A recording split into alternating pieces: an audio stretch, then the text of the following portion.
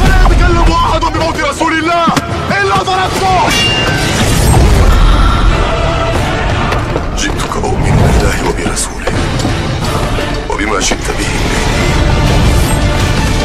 فقد أعذرت إليكم وأعذرتموني.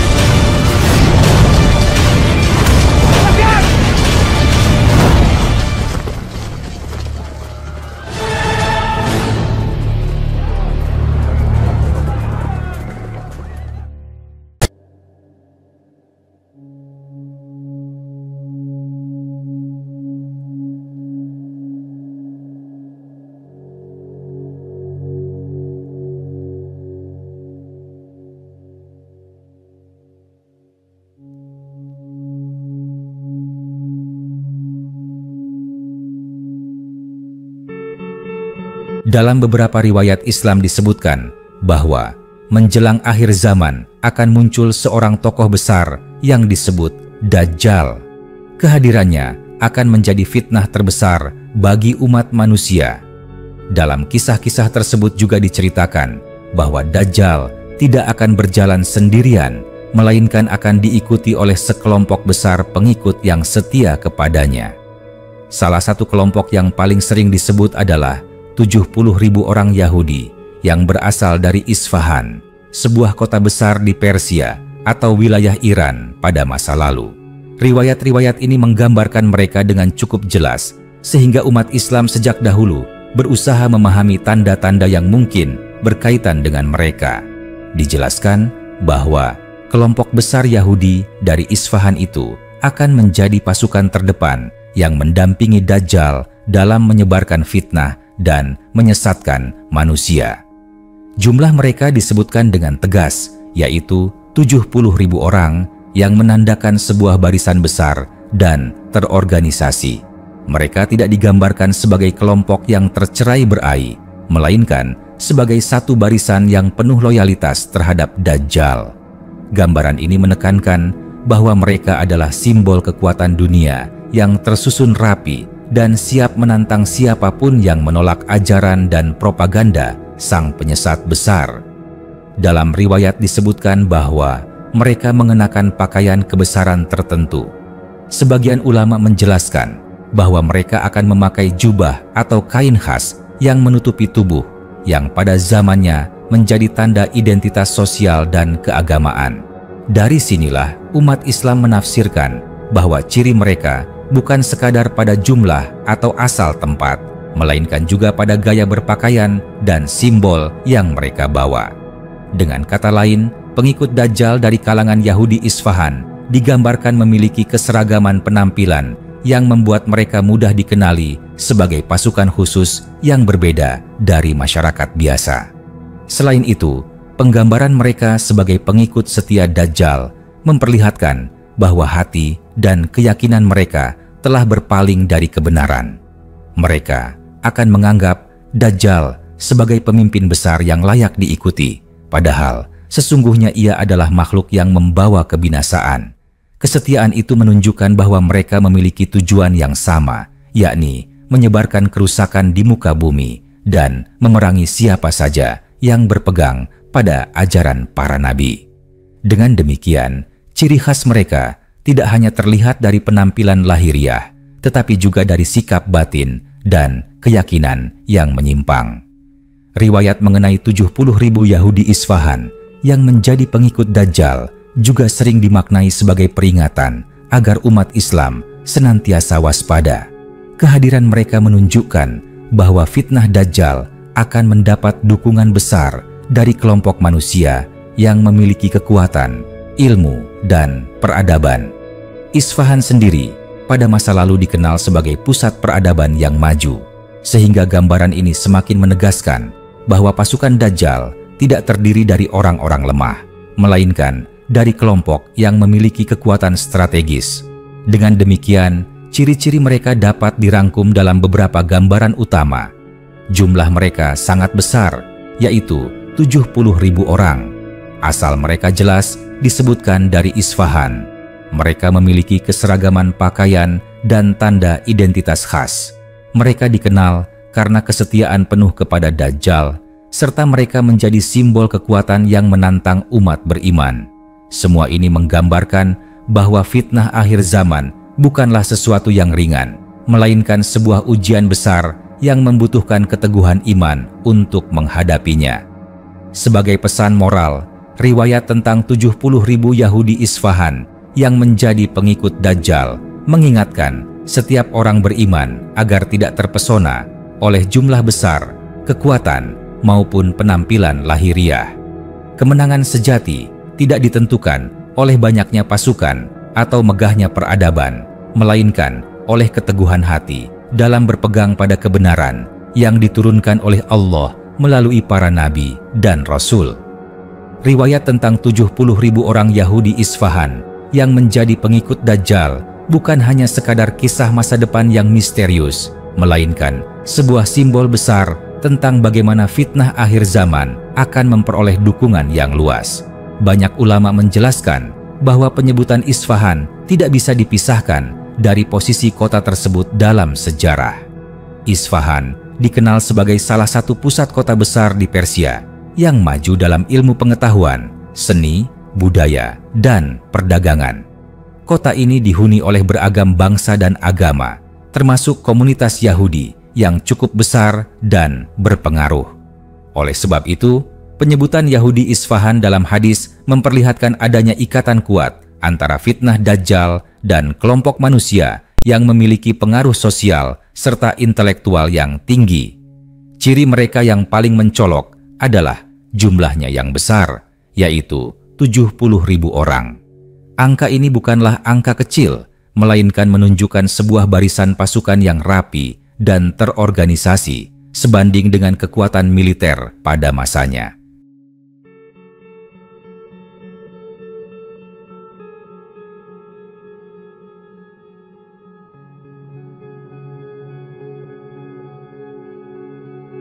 Mereka bukanlah massa tanpa arah, tetapi pasukan yang benar-benar siap mengangkat senjata, mendukung ideologi Dajjal, dan menyebarkan propaganda besar-besaran.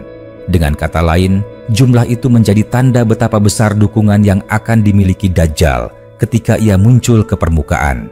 Selain jumlah, tanda lain yang sangat menonjol adalah pakaian mereka. Dalam beberapa riwayat, disebutkan bahwa mereka mengenakan kain atau jubah tertentu yang berbeda dengan kebiasaan masyarakat umum. Warna dan bentuk pakaian tersebut menandakan identitas khas yang membuat mereka mudah dibedakan. Pakaian di sini bukan hanya sekadar kain penutup tubuh, melainkan simbol ideologi dan keyakinan. Dengan pakaian seragam itu, mereka tampil sebagai pasukan khusus yang memiliki loyalitas mutlak, seolah-olah ingin menunjukkan kepada dunia bahwa mereka adalah pengikut setia dari sang pemimpin besar yang menyesatkan. Ciri berikutnya adalah kesetiaan total mereka kepada Dajjal. Riwayat menggambarkan mereka sebagai pengikut yang tidak ragu, menaruh kepercayaan penuh pada sosok yang sebenarnya penuh kebohongan. Mereka meyakini bahwa Dajjal adalah pemimpin yang akan memberi kejayaan, padahal hakikatnya ia adalah fitnah besar yang menjerumuskan. Kesetiaan ini menggambarkan betapa hati mereka telah tertutup dari kebenaran. Mereka bukan sekadar pengikut biasa, tetapi pasukan inti yang akan menjaga Dajjal dan mendukung setiap langkahnya dalam menyebarkan tipu daya ke seluruh penjuru dunia. Isfahan sebagai asal, mereka juga memiliki makna mendalam.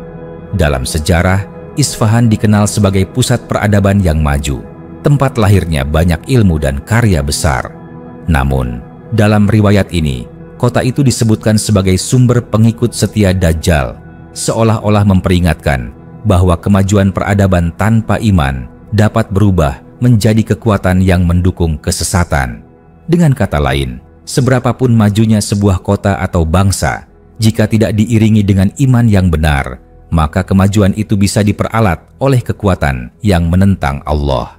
Riwayat tentang 70.000 Yahudi Isfahan ini juga menjadi pelajaran penting bagi umat Islam.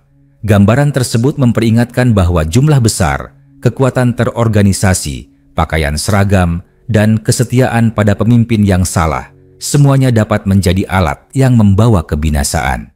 Fitnah Dajjal tidak akan kecil atau lemah, tetapi akan didukung oleh kekuatan besar yang nyata.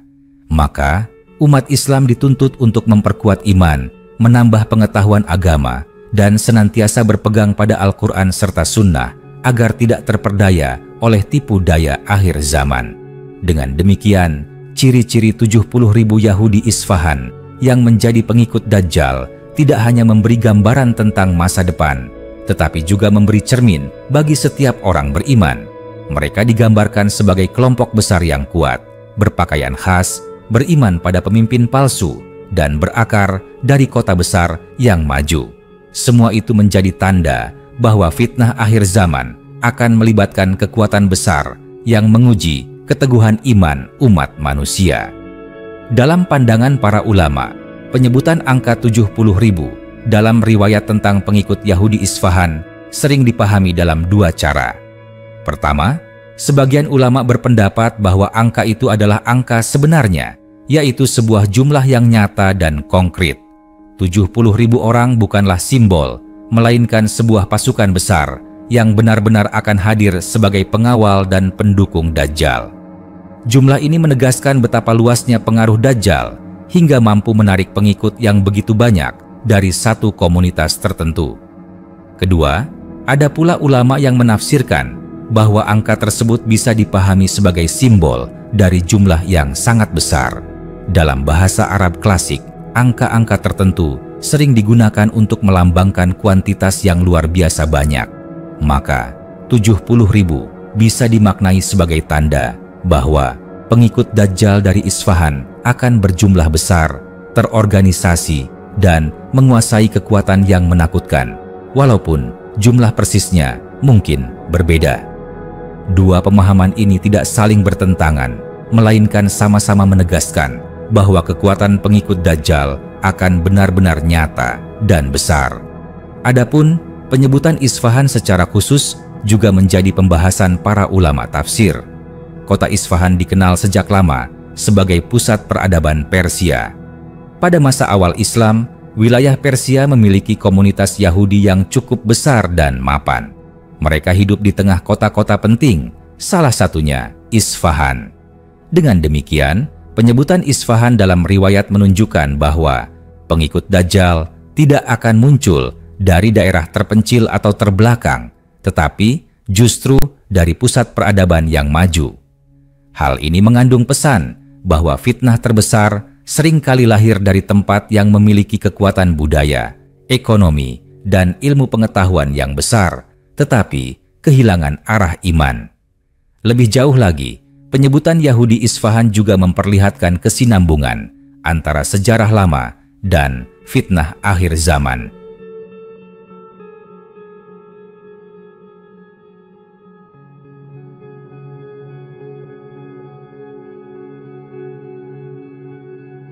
Dalam sejarah, Bani Israel seringkali disebut dalam Al-Quran sebagai kaum yang diberi banyak nikmat, tetapi sebagian dari mereka menolak kebenaran. Maka, dalam riwayat akhir zaman, sebagian dari mereka kembali muncul sebagai pengikut setia Dajjal. Ini tidak berarti seluruh orang Yahudi akan menjadi pengikutnya, melainkan menegaskan bahwa dari kalangan mereka akan ada kelompok besar yang mendukung Dajjal dengan sepenuh hati. Riwayat ini juga menjadi cermin untuk seluruh umat manusia, tidak hanya satu golongan tertentu. Penyebutan Yahudi Isfahan hanyalah salah satu gambaran, tetapi inti pelajaran yang ingin disampaikan adalah bahwa siapapun yang menolak kebenaran dan memilih untuk mendukung kebatilan berpotensi menjadi pengikut Dajjal. Dengan kata lain, ciri 70.000 Yahudi Isfahan juga bisa menjadi simbol tentang manusia-manusia akhir zaman yang rela menjual imannya demi keuntungan duniawi, mengikuti pemimpin palsu, dan terpesona oleh kekuatan semu. Dari sini kita bisa melihat bahwa ciri-ciri pengikut Dajjal bukan hanya terletak pada asal mereka, melainkan juga pada sikap batin, kesetiaan yang salah tempat, penampilan yang menunjukkan identitas kesesatan, dan jumlah yang besar untuk menakut-nakuti lawan. Mereka adalah gambaran dari manusia yang kehilangan arah, meskipun memiliki ilmu, kekuatan, dan kebudayaan. Riwayat tentang 70.000 Yahudi Isfahan yang menjadi pasukan Dajjal tidak hanya hadir sebagai gambaran tentang siapa pengikutnya, tetapi juga berfungsi sebagai peringatan bagi umat Islam agar mempersiapkan diri menghadapi fitnah tersebut. Nabi Muhammad menjelaskan dalam banyak hadis bahwa fitnah Dajjal adalah fitnah terbesar sejak Allah menciptakan manusia hingga akhir zaman. Ia akan muncul dengan kekuatan luar biasa, mampu menipu pandangan mata dan menyihir hati manusia dengan janji-janji duniawi. Maka, umat Islam dibimbing agar memiliki bekal khusus untuk menghadapinya. Salah satu bekal utama adalah keimanan yang kokoh. Nabi Muhammad mengingatkan bahwa siapa saja yang berpegang teguh pada ajaran Al-Quran dan Sunnah akan terlindungi dari tipu daya Dajjal. Bacaan awal surah Al-Kahfi, misalnya, disebutkan sebagai tameng yang mampu melindungi seorang mukmin dari pengaruhnya. Hal ini menunjukkan bahwa benteng utama menghadapi fitnah besar bukanlah senjata atau jumlah pasukan, melainkan kekuatan iman yang tertanam di hati. Selain itu, Rasulullah juga memberi peringatan agar umat Islam menjauhi Dajjal ketika ia muncul. Beliau menegaskan bahwa jangan sampai seorang mukmin mencoba mendekat atau ingin menguji kekuatan imannya dengan menghadapi Dajjal secara langsung, karena fitnahnya amatlah besar. Dajjal akan menampilkan surga dan neraka menurut versinya, mampu menurunkan hujan atau menahan rezeki, sehingga siapapun yang imannya lemah akan mudah tergoda. Maka, strategi terbaik yang diajarkan Nabi adalah menjaga jarak, berlindung kepada Allah, dan memperkuat hati dengan zikir serta doa. Ada pula peringatan bahwa pasukan besar pengikut Dajjal, termasuk 70.000 Yahudi Isfahan, akan menimbulkan rasa gentar di hati manusia. Namun, Nabi memberi kabar gembira bahwa meskipun mereka terlihat kuat dan terorganisasi, akhirnya Dajjal akan kalah. Isa putra Maryam akan turun kembali ke bumi, memimpin orang-orang beriman, dan membunuh Dajjal di dekat pintu kota Lud, Palestina. Inilah puncak dari ujian besar itu, ketika kebenaran akhirnya mengalahkan kebatilan, betapapun besar pasukannya. Pelajaran dari semua ini adalah bahwa jumlah besar, kemajuan peradaban, kekuatan ekonomi, atau kekuasaan duniawi tidak menjamin kemenangan. Yang menentukan adalah siapa yang berpegang pada kebenaran dan siapa yang mengikuti kebatilan. 70.000 Yahudi Isfahan hanyalah gambaran tentang pasukan besar yang menyesatkan, tetapi pada akhirnya mereka akan binasa bersama pemimpin mereka, Dajjal. Dengan memahami ciri-ciri mereka, umat Islam seharusnya semakin waspada. Kekuatan lahiriah tidak sebanding dengan kekuatan batiniah yang lahir dari iman. Nabi Muhammad menegaskan bahwa umat yang tetap berpegang pada Al-Quran, memperbanyak doa perlindungan dari fitnah Dajjal, dan menjaga amal syalih akan selamat dari ujian besar tersebut. Dalam banyak hadis Nabi Muhammad, umat Islam tidak hanya diberi peringatan tentang bahaya Dajjal dan pasukannya, tetapi juga diajarkan amalan khusus agar terjaga dari fitnah besar itu. Rasulullah sangat menekankan bahwa fitnah Dajjal begitu dahsyat, sehingga setiap muslim harus mempersiapkan diri, baik dengan ilmu, iman, maupun doa. Amalan pertama yang diajarkan adalah memperbanyak doa, memohon perlindungan dari fitnah Dajjal. Di antara doa yang paling dikenal adalah doa yang dibaca setiap kali duduk di akhir sholat, yakni doa perlindungan dari 4 hal: azab kubur, siksa neraka, fitnah kehidupan dan kematian, serta fitnah Dajjal. Nabi Muhammad mengajarkan doa ini kepada para sahabat sebagai sesuatu yang tidak boleh ditinggalkan.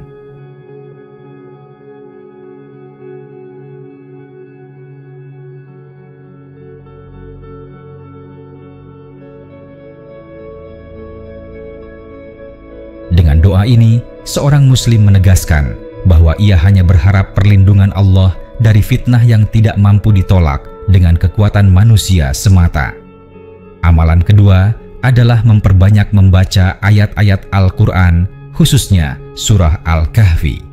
Dalam beberapa riwayat disebutkan bahwa siapa yang membaca 10 ayat pertama atau 10 ayat terakhir surah Al-Kahfi, akan terlindungi dari fitnah Dajjal. Surah ini berisi kisah-kisah tentang keteguhan iman, seperti kisah para pemuda gua, kisah Nabi Musa dengan Khidr, dan kisah Zulkarnain. Semua kisah tersebut mengajarkan bahwa iman yang kuat akan menyelamatkan manusia dari tipu daya dunia dan ujian besar. Maka, membaca, memahami, dan mengamalkan kandungan surah ini menjadi benteng yang kokoh menghadapi fitnah Dajjal. Amalan ketiga adalah menjaga iman dan amal syalih dalam kehidupan sehari-hari. Rasulullah mengingatkan bahwa hanya orang-orang beriman yang kokoh dan dekat dengan Allah yang akan selamat. Maka, salat yang teratur, puasa, zakat, sedekah, menjaga akhlak, serta menjauhi dosa-dosa besar adalah jalan untuk memperkuat hati. Iman yang dipelihara dengan amal akan membuat seseorang tidak mudah terpedaya meskipun Dajjal datang dengan keajaiban yang menakjubkan. Selain itu, Nabi Muhammad juga menekankan pentingnya menjauh dari Dajjal jika ia muncul. Fitnahnya sangat besar hingga manusia tidak boleh merasa aman atau menganggap dirinya mampu menghadapi Dajjal dengan kekuatan pribadi. Bahkan, orang yang rajin beribadah sekalipun bisa tergelincir jika mencoba mendekatinya tanpa perlindungan Allah. Maka, strategi terbaik adalah menghindar, mencari perlindungan di tempat-tempat aman, dan menjaga diri dalam komunitas orang-orang beriman. Akhirnya, umat Islam juga diingatkan bahwa kemenangan sejati bukan berada di tangan pasukan Dajjal atau pengikutnya yang jumlahnya besar, melainkan di pihak orang-orang beriman yang mendapat pertolongan Allah. Turunnya Isa putra Maryam untuk mengalahkan Dajjal adalah simbol bahwa kebenaran pasti menang, betapapun besar kebatilan menguasai dunia. Dengan iman, doa, amal syalih, dan kesabaran, umat Islam akan mampu melewati fitnah terbesar ini. Riwayat-riwayat Nabi Muhammad menggambarkan bahwa fitnah Dajjal akan mencapai puncaknya ketika ia muncul bersama pengikut setianya, termasuk 70.000 Yahudi Isfahan yang menjadi pasukannya. Mereka akan menyebar ke berbagai negeri, menebarkan kebohongan, dan memaksakan kekuasaan Dajjal atas manusia. Pada saat itu, kaum muslimin yang beriman akan berada dalam keadaan tertekan, sebagian bersembunyi dan sebagian tetap berjuang menjaga agama mereka. Dunia seolah dikuasai oleh kebatilan dan banyak orang tertipu oleh kekuatan besar yang dimiliki Dajjal. Namun, Allah tidak membiarkan kebatilan menang selamanya. Dalam hadis-hadis syahih disebutkan bahwa Allah akan menurunkan Isa putra Maryam di akhir zaman. Beliau turun dari langit dengan pakaian putih, kedua tangannya bertumpu pada sayap malaikat. Wajah beliau digambarkan berseri-seri, seakan baru saja keluar dari kamar mandi. Ketika Isa turun, kaum muslimin sedang dipimpin oleh seorang imam soleh yang dikenal sebagai Al-Mahdi. Imam tersebut bersiap memimpin sholat, tetapi Isa berkata, "Engkau yang menjadi imam bagi umat ini sebagai kemuliaan dari Allah untuk mereka." Setelah itu, Isa mengambil alih kepemimpinan dalam menghadapi Dajjal. Kaum muslimin berkumpul di bawah bimbingannya, penuh harapan bahwa fitnah besar itu akan berakhir. Dajjal yang merasa dirinya tak terkalahkan dengan pasukan besar yang mendukungnya mencoba menghadapi Isa. Tetapi begitu Isa menatapnya dari kejauhan, Dajjal mulai melemah. Hadis menggambarkan bahwa Dajjal akan mencair seperti garam yang larut dalam air ketika melihat Isa. Ia berusaha melarikan diri, tetapi Isa mengejarnya hingga di sebuah tempat bernama Pintu Lud dekat wilayah Palestina sekarang. Di sanalah Isa membunuh Dajjal, dan dengan kematian itu berakhirlah fitnah terbesar yang pernah ada di muka bumi. Pengikut-pengikut Dajjal, termasuk 70.000 Yahudi Isfahan, tidak luput dari kebinasaan. Mereka tercerai-berai, sebagian dibunuh, dan sebagian lainnya binasa dengan sendirinya karena kehilangan pemimpin yang mereka puja. Dengan berakhirnya Dajjal dan pasukannya, bumi kembali dipenuhi dengan keadilan. Isa putra Maryam memimpin manusia dengan hukum Allah, menghancurkan salib, membunuh babi, dan menghapuskan jizyah. Semua manusia pada masa itu hanya beribadah kepada Allah dengan tauhid yang murni. Masa setelah terbunuhnya Dajjal digambarkan sebagai masa penuh keberkahan. Tanah kembali subur, hewan-hewan hidup dengan damai, dan manusia hidup tanpa rasa takut. Tidak ada lagi fitnah besar yang mengancam, dan dunia kembali tentram. Inilah kemenangan sejati orang-orang beriman setelah melalui ujian yang amat berat. Kisah ini menjadi pelajaran mendalam bahwa betapapun besar kekuatan kebatilan, pada akhirnya kebenaran akan menang.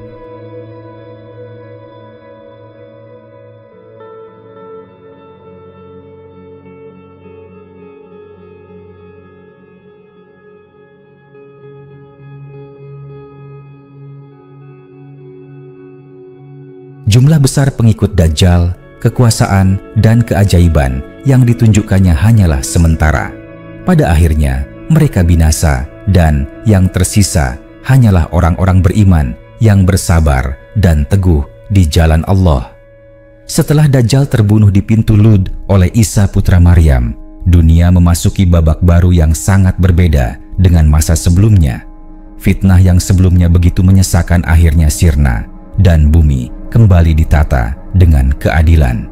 Nabi Muhammad menjelaskan bahwa Isa tidak datang membawa agama baru, melainkan melanjutkan risalah Islam yang beliau bawa. Isa akan memimpin manusia dengan hukum Allah, menegakkan tauhid, dan membersihkan bumi dari sisa-sisa kesyirikan serta penyelewengan. Salah satu tindakan pertama Isa adalah menghancurkan salib.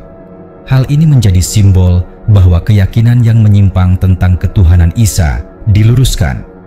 Isa menegaskan bahwa dirinya bukanlah Tuhan atau anak Tuhan, melainkan hamba Allah dan Rasul-Nya.